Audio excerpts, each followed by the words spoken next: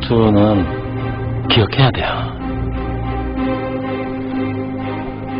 바위 같은 단단한 돌멩이 같다라는 느낌?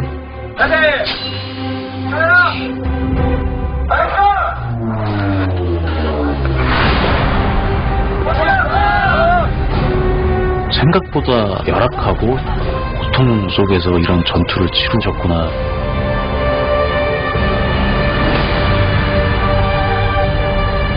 한두 명의 그런 위대한 독립군보다 그려지지 않았던 많은 독립군들의 희생을 다룬 이야기입니다.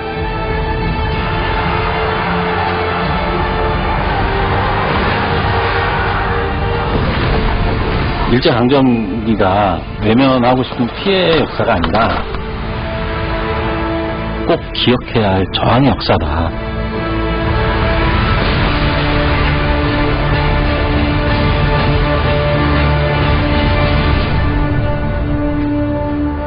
차로 30분 정도 떨어져 있는 조선족 전통마을.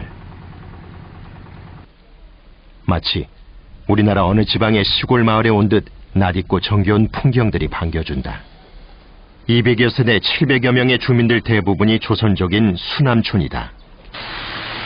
산길을 달린 지 1시간이 지나자 100여 년 전 치열한 싸움이 펼쳐졌던 봉오동 격전지가 서서히 모습을 드러냈다. 따라 이 방법을 참 그러네요. 네, 산 아래가 잘 내려다 보이는 곳에 독립군들은 이렇게 참호를 파고 일본군들과 대적했다. 이 자리에 근황이 그대로 있다고. 양쪽에 겨울 홈타기를 올라온 데는 이게 막아주거든. 그러니까 상호전에 서리 보호해주고 막아주고. 그래 2005 방법은 다 산지에 따라서 지리적 위치 따라서 봤단 말이야. 그래 한 1920년. 그것이 가능했던 것은 1919년 3.1운동이 일어난 후 조선 청년들이 국경을 넘어 만주 독립군 부대로 대거 몰렸기 때문이다. 보세요. 이게 그동안에 이게 오랜 시간에 이게 제가 소장하고 있던 것입니다. 총칼입니다. 빛바랜 신문지를 펼치자 붉게 녹이 쓴 단검이 모습을 드러냈다. 수남촌장은 봉오동 전투 당시 일본군의 단검을 피가 묻어있던 상태 그대로 지금껏 보관해오고 있었다. 예. 그리고 두껍게 세월이 내려앉아 있는 철모도 조심스레 보여주었다. 이런 거는 이거 뭐만 못하고 딱 그거거든요. 일본군도 있었던 예, 일본군도 있었던 철가모. 그래서 이런 당시 세계 최강의 무기 체계와 군사력을 자랑하던 일제는 어떤 이유로 봉오동 골짜기에 이런 흔적들을 남기고 도망치듯 떠나갔을까? 또 그들을 매섭게 몰아붙여 일망타진한 독립군 주력은 과연 누구였을까? 봉오동 전투의 서막은 도문시 인근 삼둔자 전투였다. 6월 6일 오전 10시 남양 수비대 1개 중대 등을 이끌고 추격해오던 일본군을 독립군은 삼둔자에서 섬멸시켰다. 6월 7일 새벽 화석약에 오른 일본은 보병 1개 대대를 출동시켰다. 일제가 안산마을에 들어오자 잠복 중이던 독립군은 일제히 총격을 가했다. 6월 7일 오후 많은 사상자가 발생했음에도 독립군의 치밀한 유인계획에 말려든 일본군은 봉오동 계곡 깊숙한 곳까지 들어왔다. 이때 독립군은 총공격을 가해 일본을 대패시켰다. 일찍이 중국에서 막대한 부를 일궜던 최진동 형제들은 조선인들을 보호하기 위해 사병을 조직했다. 1915년경 500여 명에 달하던 사병 조직은 이후 급격히 늘어난 애국 청년들을 받아들이며 군무 도독부라는 독립군 부대로 성장했다. 만주 봉오동 일대에서 최씨 형제들은 어떤 위치에 있었길래 반일 집회를 주도했던 것일까? 역사의 현장은 이 아래 잠들어 있는 것일까? 지금 기장에 가시면 저수지 앞에만 간단 말이지. 근데 실제 전투는 그로부터 8km에서 10km 떨어진 골짜기 안에 있는 거잖아요. 이런 거는 굉장히 큰 지역의 차이인 거죠. 실제로 봉오동 마을과 격전지는 저수지 한참 위에 자리하고 있다. 봉오동 마을은 어떤 모습일까? 동네 좀 큰 동네고 설명하고 옛날에 이런 거 아마 여기 도시가 있으면 옛날에 정미소에 해당된다. 정미소라는 게 쌀 가공했는데. 정미소. 아. 그래서 우리 중리에도 이 집이 2개 있고 여기도 있고 한 거 보면. 사람들의 접근이 쉽지 않아 그나마 예전의 모습이 그대로 남아있는 형국. 여기 동네가 있을 거네. 마을 동네 우물이거든.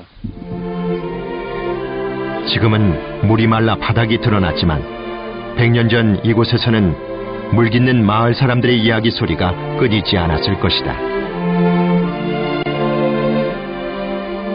당시 봉오동은 계곡을 따라 정미소, 우물, 학교 등이 자리할 정도로 규모가 꽤 큰 마을이었다.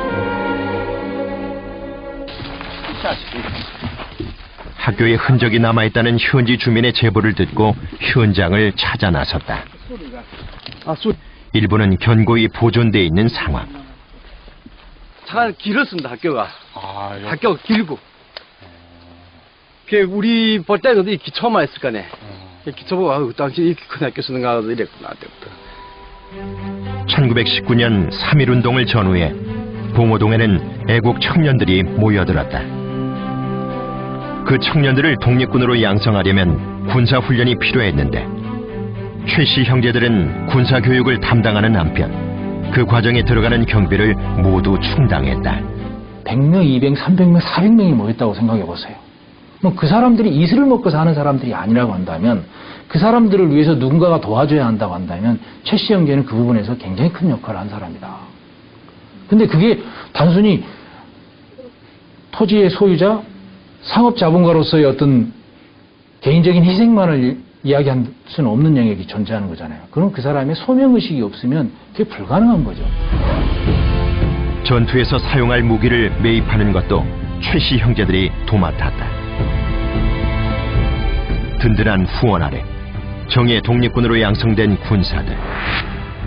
일제 자료에 따르면 봉오동 전투를 앞두고 최진동의 군무 도독부 병사들은 670명에 달했다고 한다.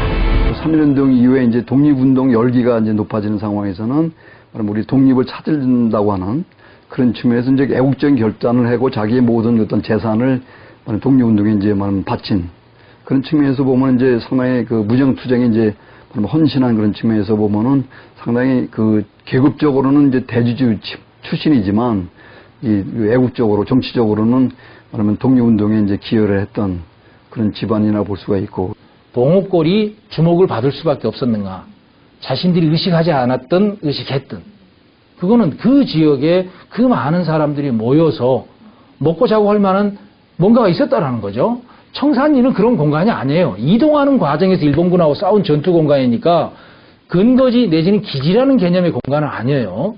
봉오동은 기지의 개념의 공간입니다. 러시아 내전에 참여했던 체코 군단은 블라디보스토크에서 배를 타고 본국으로 돌아갈 상황이었다. 배를 타기 전 가지고 있던 총을 처분해 여비를 충당해야 하는 입장. 무기가 간절했던 독립군들은 체코 군단으로부터 값싸게 총을 사들일 수 있었다. 있는 전쟁 기념관에는 봉오동 전투에서 사용했던 것과 같은 기종의 총은 독립전쟁에서 독립군들이 가졌던 총이죠. 일군과 직접적으로 교전할 때 훨씬 더 파괴력을 갖고 싸워서 이길 수 있었던 그 원인이 바로 이 총에도 있었다. 모신나강 소총의 성능은 당대 최고 수준의 화력을 자랑하던 일제 아리사카 소총을 압도했습니다.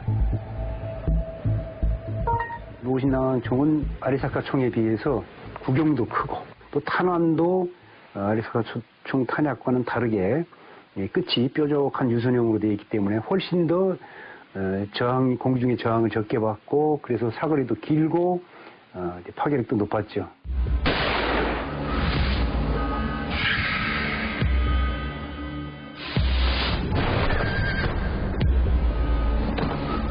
그 모신나강이라는 무기 소총의 사거리가 750m 정도 됐다 그래요. 근데 당시에 일본군이 사용한 일제 소총은 550m였대요, 사거리가. 그러면 독립군이 훨씬 무기가 더 좋았던 거죠. 그리고 우리가 유리할 수밖에 없었고. 화간도에 이어 봉오동의 3대 독립군 기지를 개척한 최진동, 최운산, 최치흥 삼형제. 만주지역 독립운동의 토대를 쌓고 독립의 길을 열며 불꽃 같은 삶을 살았다. 개인의 안위 대신 선택한 조국의 미래. 왜 우리가 그들의 이름을 기억해야 하는지, 그 선택이